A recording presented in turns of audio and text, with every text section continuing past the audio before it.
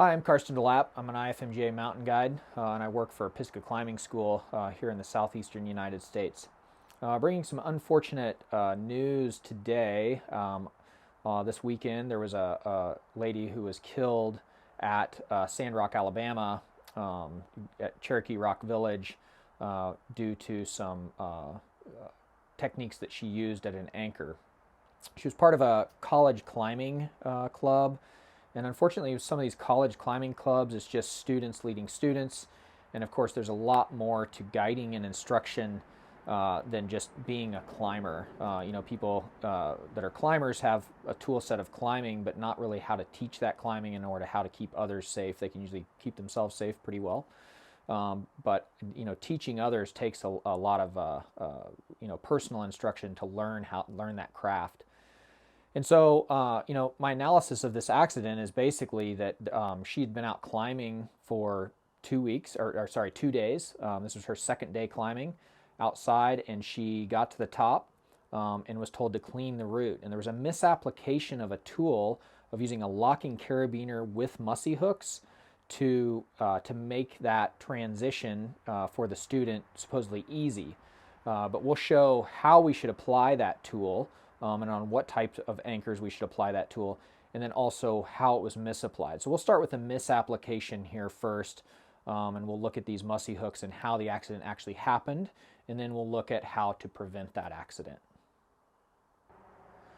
All right, so how this accident happened is it was on Mussy hooks, which are these hooks that basically we're not even still supposed to top rope off of, but basically when you get done leading, you can just clip, and then you can lower off and clean your draws. But you're still not really supposed to top rope through these. You can, because they're much wider and they do take more wear than general rings.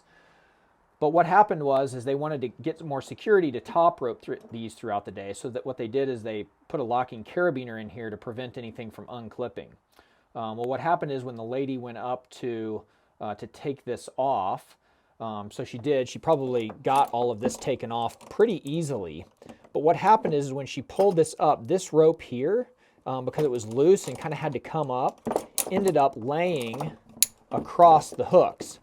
And the belayers said they felt tension, and they probably did feel tension because the rope laid like this. In fact, it's hard for me right now to pull these, but as soon as I take some weight on everything, it just unclips themselves. So by her probably grabbing a jug that's a little bit higher and standing up, that enabled this rope to just get up and unclip itself from these hooks. That would be really the only hypothesis, unless she just misunderstood, which is also possible.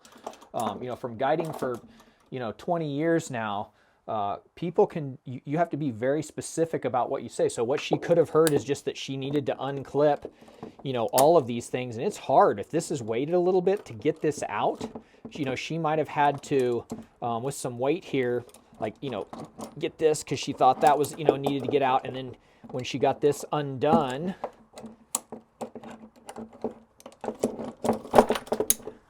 it could have popped out. That time the rope slid through, but it could have popped out there. So, really what we need to do in a situation like this is just have an anchor that's below the Mussy hooks, that's hanging down here.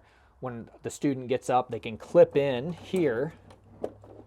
Now they take the weight. This is loose, and all they have to do is unclip that and unclip it from the rings, because their weight is on the Mussy hooks, and they don't have to unclip any of that. But even with that, having students clean, especially without an instructor right at that anchor, is not a good idea. The other way to use this tool we'll show over here on some of the Practi bolts. All right, so here's the perfect setting for using this carabiner to keep the wear off of the rings. So these are some Practi bolts that kind of show what these chains look like and stuff. So here, if I was instructing on this specific anchor and I wanted students to clean it at the end of the day, the student can literally undo anything they want, because the only thing that can come undone is this. And since this is a closed oval there's nothing that can unclip there. So all they have to do now is take off this carabiner, and the second the rope falls, it just falls into the position that I would need it to be in for them to start lowering. So they can unweight the system and everything, and there's nothing really here that we can mess up because it's actually already set up. It's just that when we have this carabiner in here holding the weight all day, it's not wearing out these rings as that rope runs through it. So that's really how this tool should be applied. So if you're going to do that, it really needs to be an anchor that has a closed system and not something that can be opened like a Mussy hook. This accident was really unfortunate, but a few things that we can do to prevent these in the future is really get some proper instruction, especially these university clubs. It seems like a big cost, but what's the cost of a life? It is not that much for the club to hire a single pitch instructor, some guide service to go out with them in these outdoor settings and really provide a lot of security. We actually had a couple guides from my guide service there that day that were working with another university in their club, and they had a great time. Some of my folks even got to mock lead. They were learning how to build anchors and all kinds of stuff, in a proper and safe environment. And so, I think that's one of the biggest ways to prevent this. But the other thing is just, if you're an experienced climber taking people out, that's awesome. That mentorship is great. But please don't be letting people clean anchors. That is something that needs to happen on the ground. There's all kind of bolt boards out there you can buy.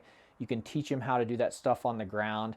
And then, the first time that they get up and do it in the air, have somebody next to them on an adjacent route that's really close. And by close, I mean a couple arm lengths. That's how close you should be to really help that person understand what's going on, because it is quite dangerous. Thanks for tuning in. If you like this type of analysis thing, please like and subscribe. That really helps me keep this channel going.